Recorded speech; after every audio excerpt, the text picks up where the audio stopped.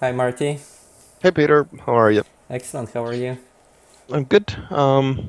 Yeah, I can see that you did some laps at Homestead, and Yeah, pretty good laps as well. yeah. It was an interesting week. I guess the track is very easy to learn because it's very even. No bumps. I mean, I guess some people might call it boring, but I guess at the same time it's a good track to practice because you don't have distractions. So I think after maybe half an hour I already learned the track, and after watching your replay, I mean, it's only 10 turns, so it's fairly easy to learn it. And I think after half hour, I already knew the track and I was doing decent lap times, like 6 tenths slower than yours, which on this track is, I mean, it's equivalent to maybe twice as much on the previous track of last week, just because it's fewer turns. And then I essentially tried to go faster, and I couldn't go faster than what I did without really trying hard. So that was a bit frustrating. I did a few sessions where pretty much um, just repeating the same best times, and by trying to go faster, looking at the telemetry and adjusting breakpoints and whatnot, I actually was making Yep. more mistakes. And then I kept practicing. I kept practicing, and yesterday I had a breakthrough, and I think I finally felt what you were describing with what the steering wheel feels like when you're at the limit. Yeah. And I felt that in I think three of the turns. And the way I can describe it is like as if the force feedback just stops working, and Yeah. the steering wheel like, I mean, it's like the force feedback itself. And then in this moment, like, I knew I could only apply very little adjustments to either brake or gas or steering, and like it felt really nice to like be in this for I don't know a second or maybe less than a second, and yeah, I think now that I think that's what it's supposed to feel like, and now that I know what it's supposed to feel like, I at least know when I sort of hit it again. But yeah, repeating my lap times from yesterday, I just tried. I'm a little bit slower, but at least I'm more regularly doing lower lap times. So yeah, I had like I think 2 or 3 laps where I did the good lap times, and I need to work my pace back to that. But yeah, I think I'm starting to get a hang of it. Yeah, it looks like it. I mean, I was just looking at the data that you had for your session on yesterday, Uh huh.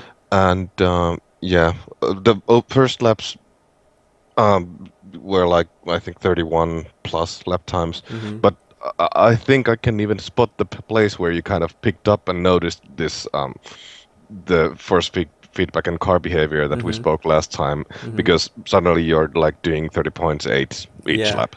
Yeah. uh, and I'm quite happy to see that you've kind of got there and got there quite fast as well. Um, last time we spoke about the balancing of the car and what you already mentioned with the force feedback thing when you kind of get to the limit.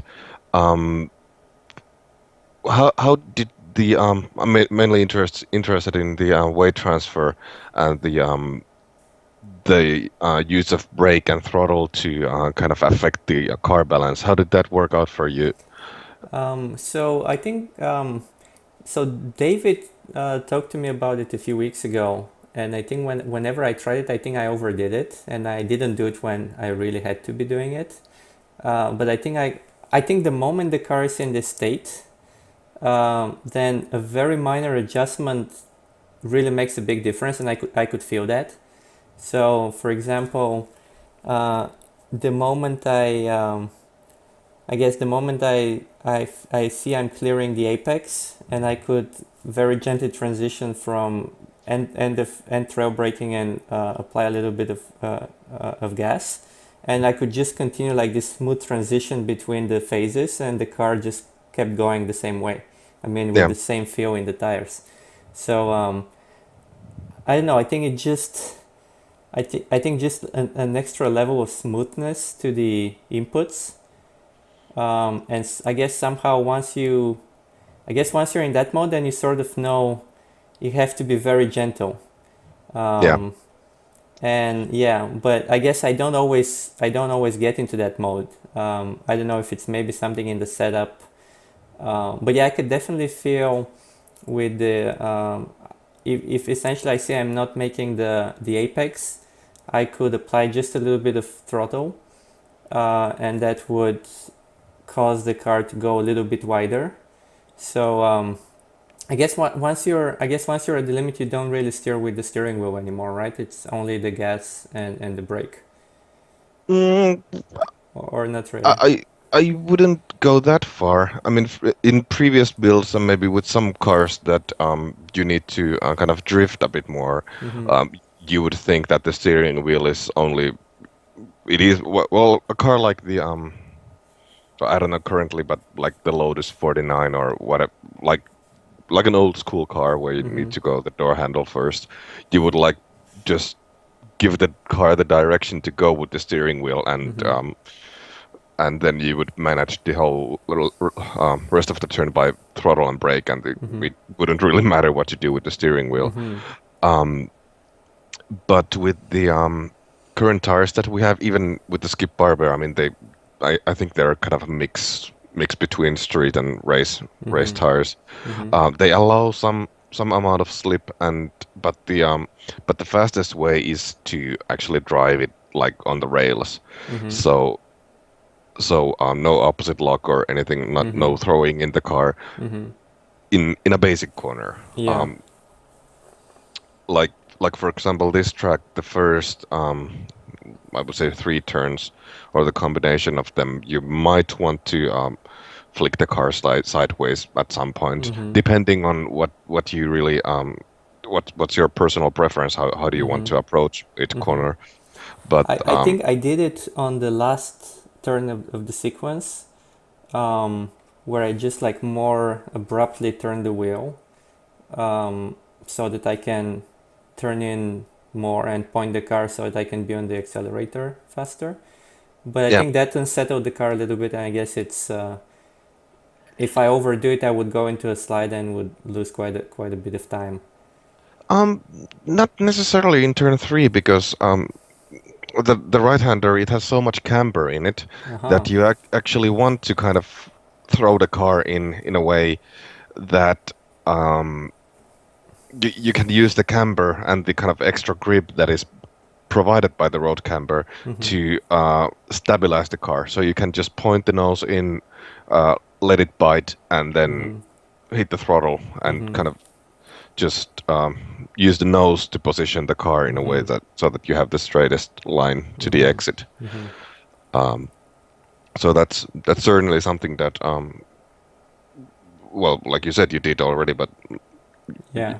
you could try to fine tune it and find the kind of uh, threshold on what is too much and what is Yeah. too little, or and Yeah.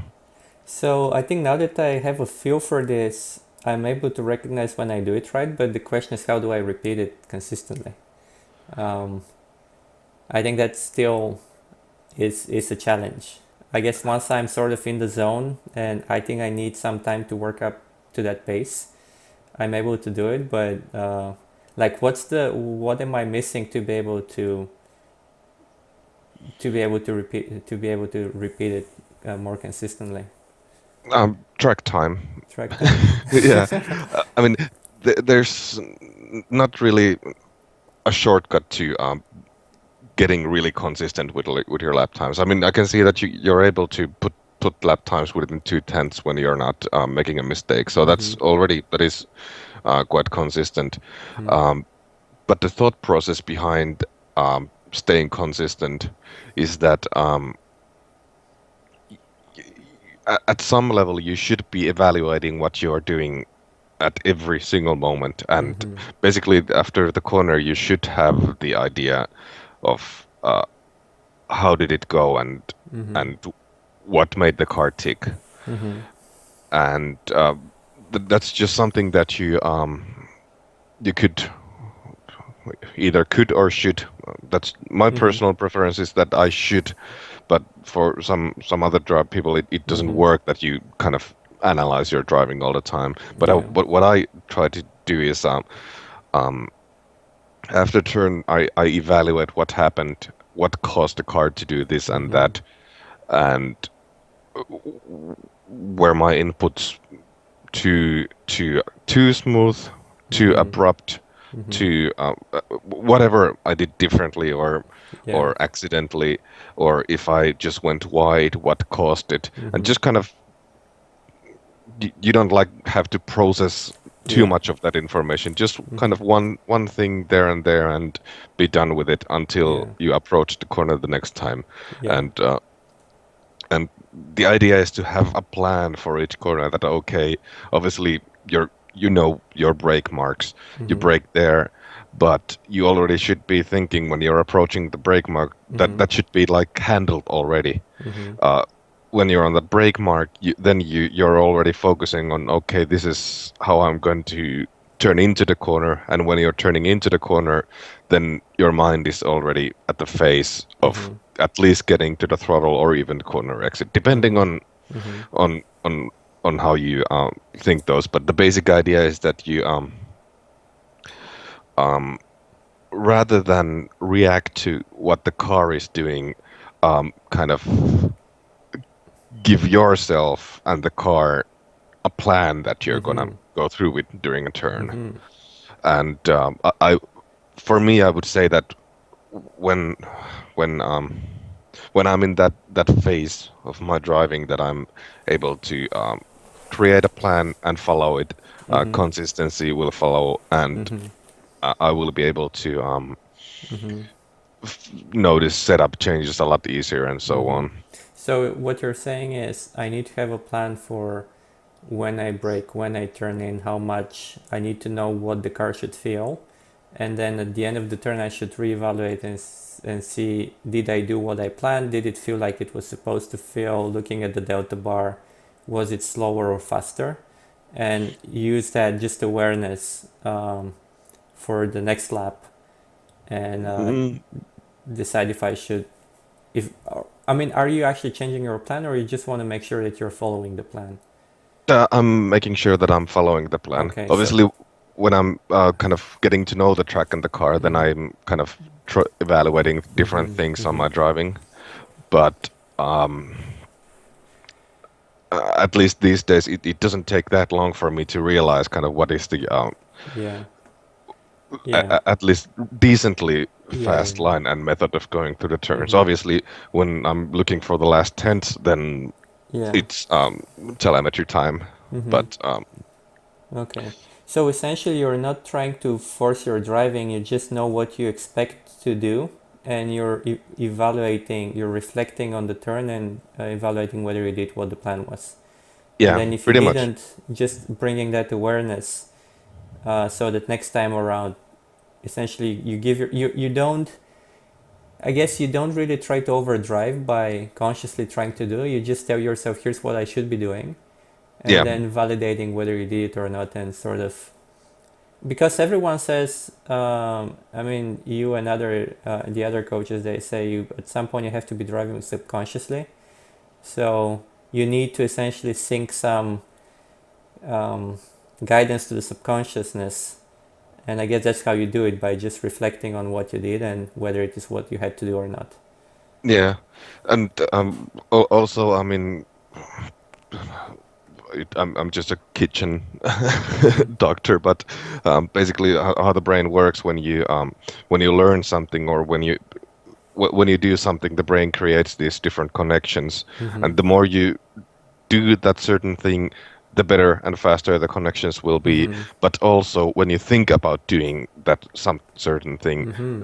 it also strengthens the connections. Ah. So you also, I mean, especially before races, you focus on the race and you already kind of give yourself the picture and okay, this is Yeah.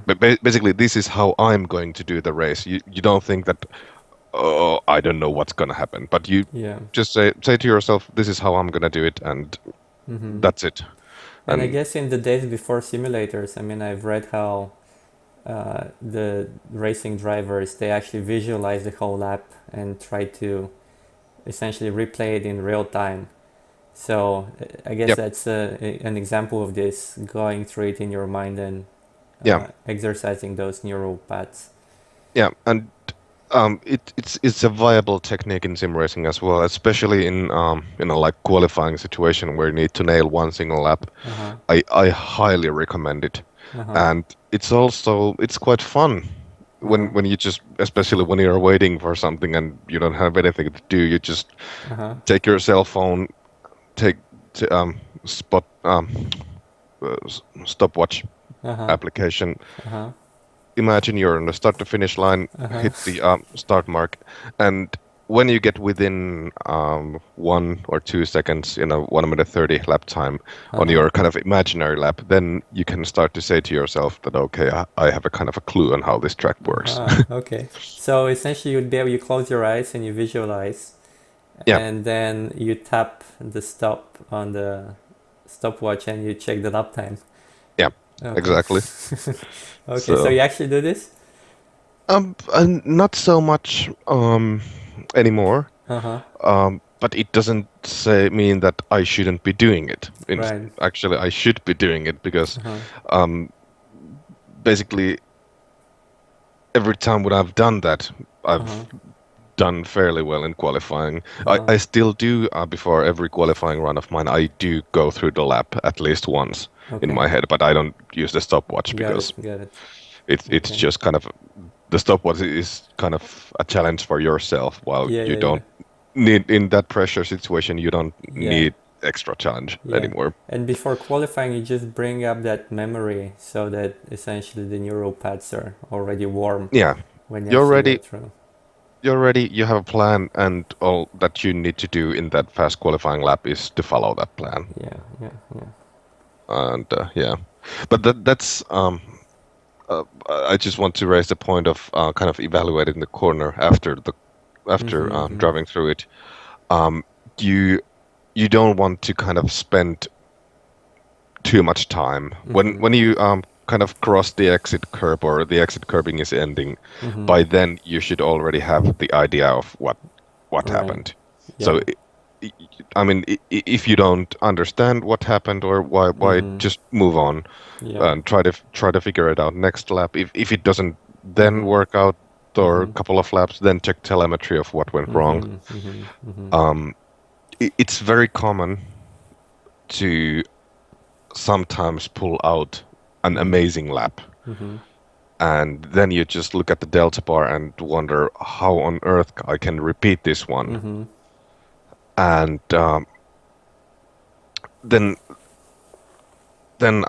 especially in those points, it's very, very important and good to have the telemetry application Mm-hmm. running so you can check actually Mm-hmm. how and why were you able to go through those turns so Mm-hmm. fast. Mm-hmm. Because sometimes you end up in a situation that you have no idea how you actually Yeah. pulled it off, Mm-hmm. especially when you kind of get into a zone um, where you, on the opening, let's say 1/3 of the lap, you notice from the delta bar that, oh my God, this is going to be such an Mm-hmm. amazing lap, and you put your Mm-hmm. whole focus in, and Yeah. you get into that state where you want to be, and you know Mm-hmm. your focus is 100% on everything, Mm-hmm. and you just do the lap, Mm-hmm. and after the lap, you're like eyes wide open. What just happened? Right. Yeah. Yeah. It's great feeling, but when you realize that you don't know how you did it, it's Yeah. not great. Exactly. Another thing that I realized, so I was, and I guess that's another skill that I would develop if I do this reflection after the turn. I would know exactly what I did. But for example, I would try to say move my breakpoint forward, and I think I typically either not move it at all or overshoot it. And so yesterday I just couldn't make the turn, and went to the telemetry and saw that I'm braking way too late, which then it's obvious why I won't be able to make the turn if I carry too much speed. So so yeah, that also like helped me just recalibrate my plan. Essentially, my plan was wrong. I Yeah, wasn't aware on the track exactly what I'm doing wrong, but then the telemetry helped me realize that I'm now braking way too late and I should move my brake point further back. And then I was then that helped quite a bit. Yeah, it's overall late braking is it's not improving the time as much. It feels that it's improving the Mm-hmm. time because most of the time when you brake just slightly late, even though you might not notice that you're going too hot for the corner, um, your line might be slightly compromised. You might risk locking a wheel a bit. Mm-hmm. It doesn't hurt to kind of give yourself a car, one car length, two car lengths of kind of Mm-hmm. leash when, Mm-hmm. especially on a heavy braking zone. Mm-hmm. Um, what it will do to you, you might lose a half tenth on the entry phase to the corner, but Mm-hmm. your car will be at much better state of balance throughout the Mm-hmm. turn or the Mm-hmm. entry, and you're going to be able to position the car better, Mm-hmm. and your exit speed will be better. And Another question I have is, so this feeling in the steering wheel from the force feedback, I only really felt it in the mid turn, like shortly before the apex and a little bit past the apex. When should it start? I mean, I guess if you're really driving the car at the limit throughout the whole turn, I guess the moment you start turning in, it should feel like this, right? yeah, you should follow the um, it's called a GG diagram where Mm-hmm. you kind of plot the g-forces, lateral and longitudinal Mm-hmm. g-forces to a graph, Mm-hmm. and you want the shape to be as round as possible. Mm-hmm. So that when you're getting off the brakes and starting to turn the wheel, you're using the full potential of the tire to Mm-hmm. Mm-hmm. um, use some potential to brake and the rest to turn in, Mm-hmm. and basically at the slowest point of the turn, basically slightly before apex, when we're talking about Mm-hmm. a hairpin, for example, Mm-hmm. um, you want to be at full lateral G load Mm-hmm. and then increase throttle, unwind the steering wheel to kind of move the Mm-hmm. G vector to the rear of Mm-hmm. the car. Mm-hmm.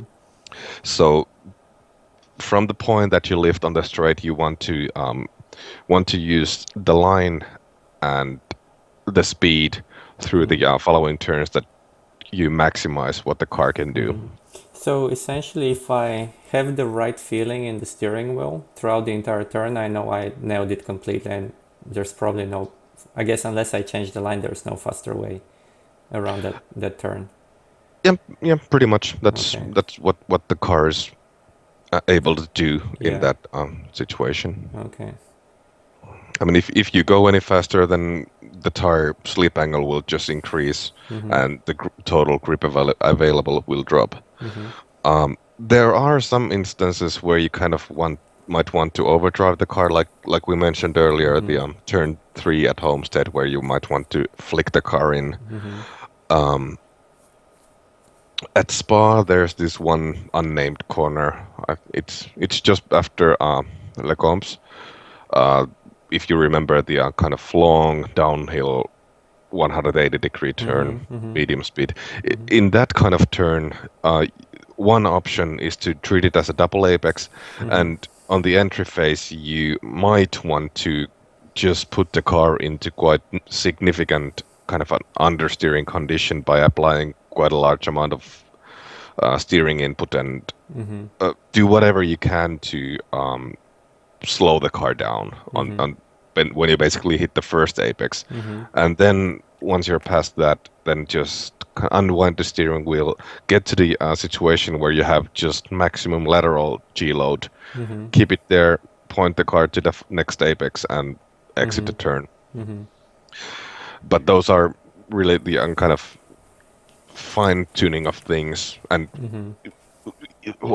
how I describe them here probably is a bit too dramatic how it Mm-hmm. is really Mm-hmm. done. Like you mentioned earlier, that the inputs that you need to do and Mm-hmm. how you feel the car in that kind of limit Mm-hmm. situation, they're very minor. They're like Mm-hmm. small, and you kind of you have get the sensation that if you do anything big, you're gonna break the car, Mm-hmm. Yeah. and that's already like telling you that you're kind of getting the hang of it because Mm-hmm. it it is quite a weird area to be in. Mm-hmm. Mm-hmm. Um, yeah. One thing that I wanted to mention Mm-hmm. uh, about we briefly, or rather, not so briefly, discussed the concentration and Mm-hmm. kind of when you really want to Mm-hmm. push the car and how do you get even faster. Mm-hmm. This one race car driver, Jim Clark, said Mm-hmm. that when he wants to go faster, he doesn't drive faster, but he Mm-hmm. focuses more. Mm-hmm. And many people do this mistake when they say to themselves that, okay, this is gonna be the amazing lap. So they approach the first turn and they brake 50 meters too late, and that's it. Right. Yeah. Yeah. But when Yeah. you really want to do that amazing lap, then you already you must know the point to aim for and the Yeah. line to go through, and Yeah. you just put your whole focus to doing Mm-hmm. exactly that and Mm-hmm. nothing more, nothing Mm-hmm. less, of course. Yeah, yeah. I think when I try to go fast, what I do is I try to be on the throttle faster, sooner. So I guess I become less smooth when I really try hard. Yeah, That's what I've noticed, and it's quite the opposite of what you should be doing to go fast. yeah. I mean, it's different thing to experiment and kind of find the limit, and what you're doing there is exactly what you should be doing in a situation where you're when you're not completely aware of Mm-hmm. how fast you can actually go. Mm-hmm. But when you're in a situation where you need to do your best, you have to kind of stop Mm-hmm. doing that and just Mm-hmm. do Yeah. what you're able to do basically, and Yeah. not kind of hope for Yeah. something to drop out and Mm-hmm. do do magical improvements in a Right. way. Yeah. And overall, when you're kind of hitting your marks and doing everything as planned, Mm-hmm. um, you will further increase your feel of the car and everything. Mm-hmm. One good example was uh, my own race. I just did a fun race with I think Star Mazda at the Mm-hmm. time. I Mm-hmm. was leading the race and I had everything under control, and I was doing like really consistent lap times, and I was Mm-hmm. like driving at 95%, and I was thinking that okay, I'm just gonna show off for these guys, and last 3 laps I'm gonna floor it and fly away. Uh-huh. And what happened when I got to those last 3 lap times Uh-huh. laps? My lap times got worse by 0.2 of a second, and I Mm-hmm. really need to defend Yeah. because Yeah. until that point I was just hitting my marks and Yeah. not kind of Yeah. being under stress. But when then on those last 3 laps, I created a stress situation for Mm-hmm. myself. Started Yeah. doing mistakes, going wide, overheating the tires, and Yeah. almost lost the race because of Uh-huh. that. Yeah. Yeah. Mm. I just had a brief look at the data that you Mm-hmm. have here. Mm-hmm. Like I already mentioned, the lap times look pretty good, and I can see that you got the hang of it pretty well. There aren't many sections where I can like clearly give you advice, but there's one particular Mm-hmm. place where you do something funny. Mm-hmm. Um, do you have an idea where that might be? Uh, I can look at the data again. I don't know off the top of my head. I can't tell. It's right after the apex of turn one. Uh, I saw a pretty clear pattern that Mm-hmm. in that particular place, when you're just past the inside curb of the track, Mm-hmm. on quite many occasions, you apply double the steering lock that's required. Oh, I haven't noticed that. Can you do you have it loaded? Do you have Yeah, the telemetry? If you can share it. yeah. I'm gonna try. I have some weird version of Skype because of my PC issues last week, so Uh-huh. I'm not entirely sure If how not, to. I'll try to load it on my end. Yeah, I mean, Basically, it's quite evident on every lap of yours that Okay. are Let basically me every lap. yeah, let me load it. I mean, if we look at the past lap of yours, the 30.524. Just a moment.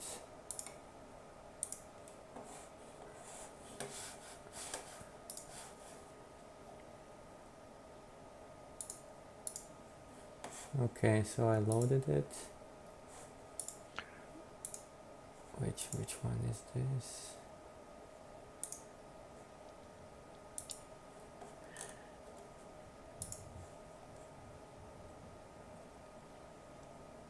So essentially that's sector 2, Yeah, and we're looking at the steering. Oh yeah. yeah. You can see you kind of Yeah. increase the steering Yeah, it's throughout the the whole thing turn. we talked about last time. uh, I think I fixed it last week on the Sonoma track, but yeah, I wasn't paying attention about this week. So I guess I Yeah, have a pattern since yeah. yeah. It's noticeable. I mean, either you increase the steering wheel angle, like in this example, or you do the exact opposite and you get into an oversteering condition and you apply opposite lock. Hmm. In this corner, it's not you're not losing time because of it. Hmm. You might be overheating the fronts I think yeah, slightly. I think that's maybe what's happening because I sometimes feel like I don't have grip the brake on braking. Yeah, yeah, Can we see could that be. for temperatures? Left front, right front.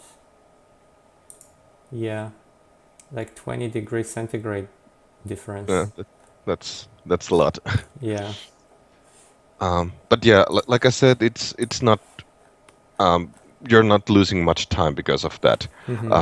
But what I'm kind of more interested in is that why you're doing it, because in every other Hmm. corner, I mean, you don't have this similar behavior. Every other corner, all the traces look Yeah. good. I mean, there's no, I don't, I mean, So this is a high speed turn. You go flat out. Um, I don't know why I do it. I think I maybe just think it's I haven't turned enough and I want to make sure I turn enough. I think I know I always feel like okay, am I going to hit it? I'm yeah, always doubtful. yeah. Actually, this is not the high speed. It's not the flat out turn. This is Oh, that's the the one right after it where you where it's not oh, the that's right. easiest braking area. Oh. Yeah, that's right. Okay. Yeah. Interesting. So here yeah, I've already stopped braking and I'm accelerating gently and I continue turning. Yeah, Yeah, I don't you're know. you're I think basically because I think the car is pointing towards the grass and I don't want to run off. yeah. It's a bit tricky place because obviously you're approaching with a very high speed because of the kink just before the braking area. It's not as easy to position the car in a way that you normally do in a Mhm. corner. You have like only a split second time to Mhm. do those. Mhm. Even in my braking trace, your braking trace looks awesome, by the Mhm. way. If you compare it to mine, I'm doing all weird stuff in there, brake, throttle, Mhm. steering input. Yeah, Uh, well, that's the Marty brake as I learned.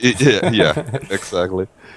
Um, I was wondering if you're actually, I mean, if you're using the same brake balance as I am. No, Ah, I just carried over since last week. It was Martin did it with the different setup with the okay. 58% Yeah.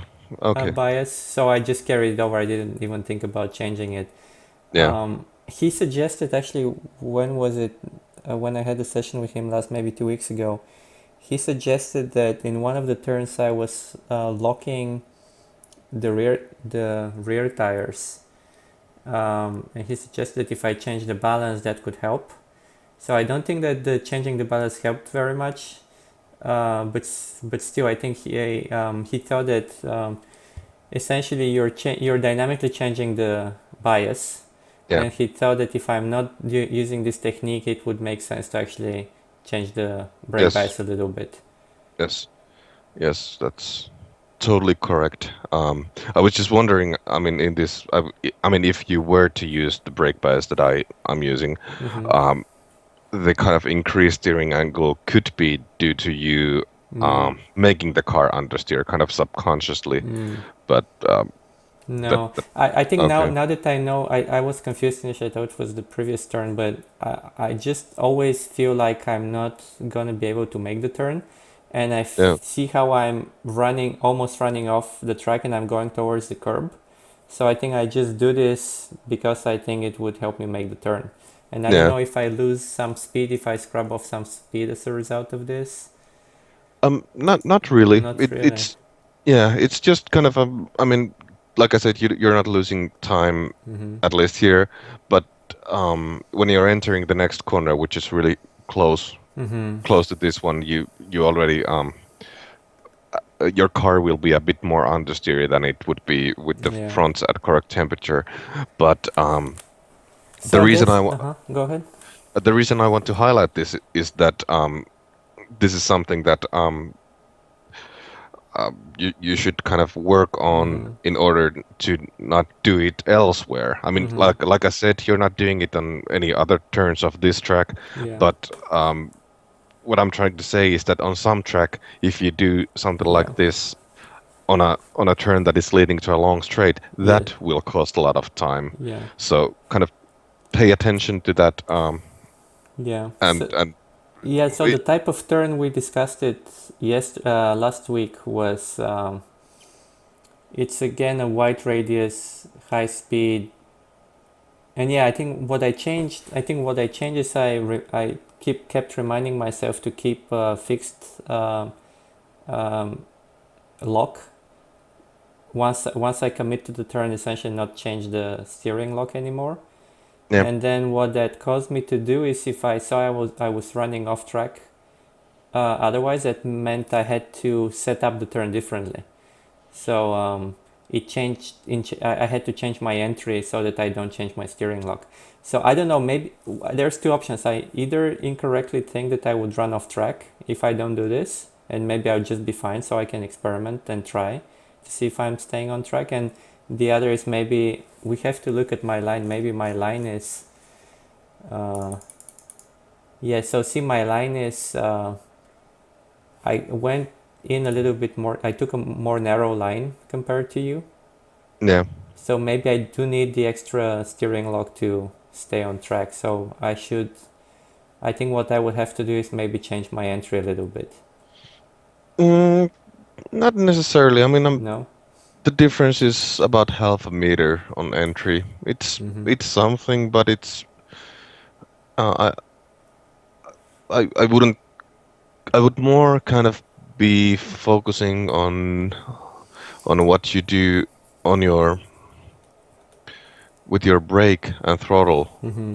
Why when the kind of steering wheel Oh. error is happening. Oh, okay. I might be too early on the throttle. Yeah, that's something that I was thinking because in an basically in an optimal situation in the apex of the turn where it's basically the moment where you start applying Mm-hmm. more throttle slightly Mm-hmm. earlier Mm-hmm. than the apex. But anyways, what you should be there is either coasting to give the tires the absolute maximum lateral Mm-hmm. potential they Mm-hmm. have, or very, very minor throttle application Mm-hmm. in order to kind of loosen the resistance of the engine on the rear tires. Mm-hmm. But it's kind of a twofold thing because when you apply that little amount of throttle, um, especially in a car like the Skippy, you have no control of what the differential is doing. Mm-hmm. Uh, I'm not entirely sure what it will try to do, but what I'm more certain is that when you apply the little tiniest amount of throttle with the Skippy is Mm-hmm. that the car will start to understeer Yeah, compared yeah, to when yeah. you have the throttle fully Yeah, lifted off. yeah. So basically, what you see me doing with the throttle is kind of fighting against the oversteer Mm-hmm. because my rear brakes Yeah, are locking up. But yeah. with your kind of forward balance, Mm-hmm. uh, you don't need to worry about that Yeah. much about that issue. You have Mm-hmm. kind of a small amount of overlap between your brake and throttle. Not necessarily Yeah. um, something that you need to get rid of, but maybe experiment with Mm-hmm. leaving the tiniest gap in there to see Mm-hmm. how it affects the exit performance, or rather Mm-hmm. the apex performance of the car, if that will help you to kind of keep the steering wheel Mm-hmm. uh, in place without Yeah. the kind of need to Got it. turn it further. Yeah. Yeah, and I do have quite a bit of extra throttle compared to you while I'm increasing the steering lock. So yeah, that I'll try that. But yeah, like I said earlier, apart from that, I can't find any any major driving technique mistakes or anything like that. Our times, best lap times, are separated by what, less than a tenth, actually half a tenth. Yeah. So I don't know how much use it would be for me to kind of start to go Yeah, through yeah, the yeah. lap No, turn by turn. I think what was very useful was just those tips on self-reflection, set, making a plan for each turn for the whole track. I think this is with the steering load. That's a good thing to for me to pay attention to. So yeah, you gave me a number of very good tips, and I think I noticed that now we're talking much more about feel, how the car feels, and I guess you really need to develop this feel and awareness to be able to drive it to drive faster. I think what I was thinking about the other day, looking at the telemetry, is that in the mid, I was mostly losing time in the mid turn, and I might lose time on the straight as well, but that was because I carried less speed in the mid turn. Mm. So I knew that I need to do something to go faster in the mid turn, and that's when it really gets tricky. Yeah, That's when you need to have the feel for the balance of the car, and yeah. so It's not always, the solution is not necessarily to just step on throttle earlier, yeah. because in some cases, especially when you're approaching the limit of the car and your own current limit, um, just stepping on the throttle earlier might induce something Mm-hmm. in the car that will actually result in a slower lap time. Mm-hmm. I mean, like you said earlier on, which is awesome that you've noticed that when you kind of get there, the inputs are really small. Yeah. So it's just about kind of playing with those, and then kind of having that your own feedback loop through Mm-hmm. Mm-hmm. every corner, Mm-hmm. every lap, Mm-hmm. and being able to kind of Yeah. follow what, or rather drive the way you want, not the way the car goes. Right. Right. And yeah, I think now I finally have an appreciation for. I mean, when I talk to you, Martin, and the other coaches, you say that after. I mean, you know when you have the good lap, and I always wondered how the heck do you know? But I guess it's you just feel it. You just feel it's a good lap. Yeah, So that makes sense now. yeah. It's a bit difficult with simulators because we don't feel the G-forces. Yeah. Uh, I would make the claim that obviously when driving a real car, you need to be fit and you need to be crazy enough to go that fast. Right. But when you have those abilities, getting to the limit is in a way bit easier because you can feel the car a lot Mm-hmm. more. Mm-hmm. But then again, you might die. Right. We don't have that concern here, so Yeah. Yeah. so I mean we can find that limit by making more mistakes. Yeah. While in a real car you don't you well many Yeah. people can't afford to do those mistakes that we can we can do Yeah. here. Just for kicks, I drove the BMW on Virginia, And gosh, like initially I was running off I so much, and I mean you can't even stop the car once you're on the grass. So Hmm. I crashed so many times so badly. So yeah, I was glad I'm in a simulator, not on the real track. I mean, i- if the VIR track is like it is, it's like it is in real life as it is in simulator. I don't understand how people are ever driving there, but Yeah, yeah, that's just my opinion of it. yeah. Okay. Cool. So yeah, I'll practice some more, um, and I'll let you know how it goes. And I think if you have time, we can chat again later in the week.